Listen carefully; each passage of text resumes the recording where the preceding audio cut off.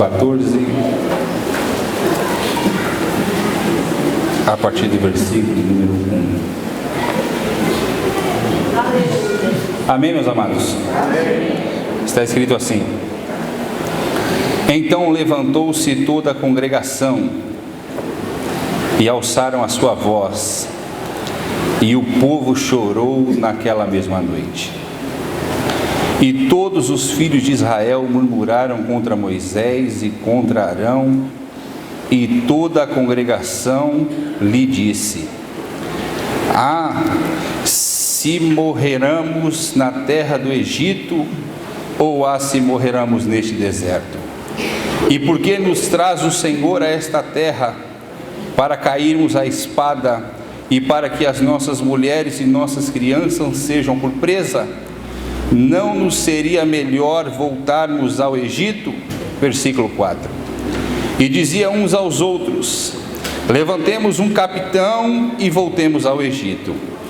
Então Moisés e Arão caíram sobre os seus rostos perante todos os ajuntamentos dos filhos de Israel. E Josué filho de Num, e Calebe filho de Jefoné, dos quais espiaram a terra, rasgaram as suas vestes e falaram a toda a congregação dos filhos de Israel, dizendo: a terra pelo meio a qual passamos a espiar é terra muito boa. Versículo 8: se o Senhor se agradar de nós, então nos porá nesta terra e nos dará terra que mana leite e mel. Versículo 9: tão somente não sejais rebeldes contra o Senhor, e não temais o povo desta terra, porquanto são eles nosso pão. Retirou deles o seu amparo, e o Senhor é conosco, e não os temais. Amém. Meus prezados irmãos, essa palavra, ela fala muito ao meu coração.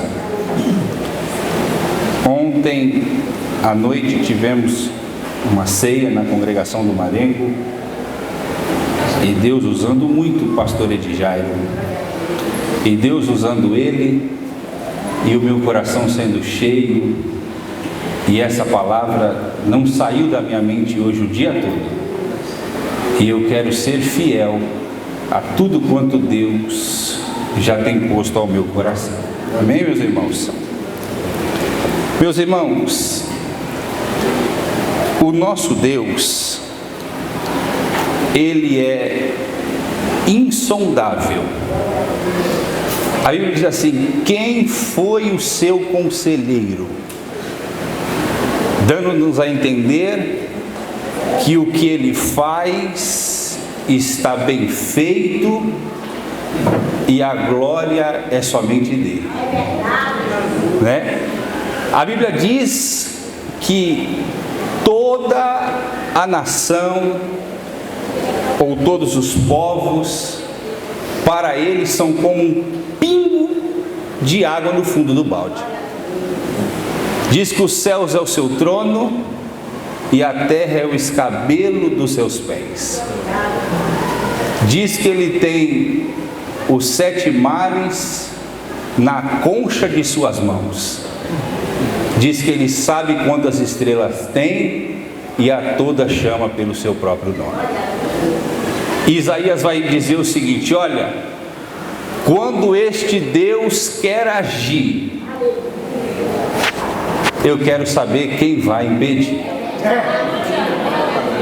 E quando nós olhamos a Bíblia Sagrada, lá há um ponto de interrogação. É como que Deus chamasse ao desafio: se eu estou na batalha, eu quero ver quem vai subsistir a minha presença. E se eu determinar, está determinado. É isso que o texto nos faz entender. E o texto diz assim: olha, ainda antes que houvesse dia, eu sou. Aleluia. É Deus dizendo: olha, antes de vocês pensarem em vir, eu já estava no meu alto e sublime trono. E tem mais: eu quero saber quem é que pode escapar da palma das minhas mãos. Aí ele lança a pergunta e que ninguém consegue responder. Operando Deus, quem impedirá? Meus irmãos, nós estamos diante de um texto em que o povo já estava experimentando coisas no deserto extraordinárias. Como dantes, Deus sempre cuidando deste povo. Se o sol está muito quente, tem nuvem. E se a noite é muito fria, tem coluna. E Deus vai sustentando este povo.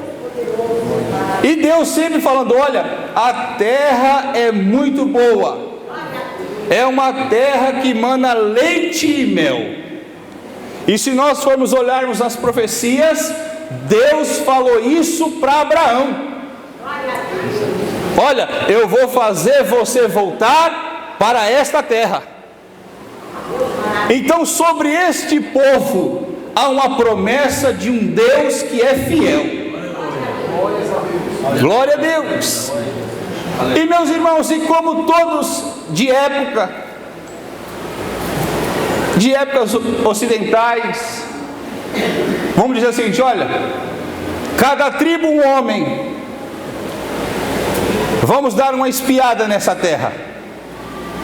E vocês olhem cada canto, vocês olhem cada fronteira, olha cada árvore, vê se é grossa, vê se é fina, vê aonde alarga, vê aonde estreita, vê por onde nós vamos entrar, observam tudo. Foi a ordem do líder Moisés. E de cada tribo um homem, 12. E diz o texto, meus irmãos, que por 40 dias aquele povo deu uma espiada naquela terra. E a Bíblia é tão precisa nos seus detalhes que diz que a época era a época das uvas, era a época de se colher as uvas. Só que a terra era tão extraordinária que eles viram não somente uvas, mas o texto diz que viram figos e romãs. E o relato deles é o seguinte: que se cortaram um galho e 2 homens precisaram carregar um cacho de uva. Foram relato deles. E não somente as uvas, mas as romãs e os figos. Mas porém, meus irmãos, eles, ao analisar a terra, eles veem que a terra, os filhos de Anak, os Anaquins, homens fortes, poderosos em batalha, os gigantes. E eles voltam trazendo as informações da qual espiaram. E quando ajunta-se perante Moisés e a congregação para ouvir o relato, eles dão minuciosamente, dizendo: olha, a terra é muito boa. O que nós vimos, nós não vimos em outro lugar. A coisa é extraordinária. Lá nós vamos conseguir criar os nossos filhos, e lá o que nós plantarmos vai dar. Olha, coisa extraordinária. Mas tem uma coisa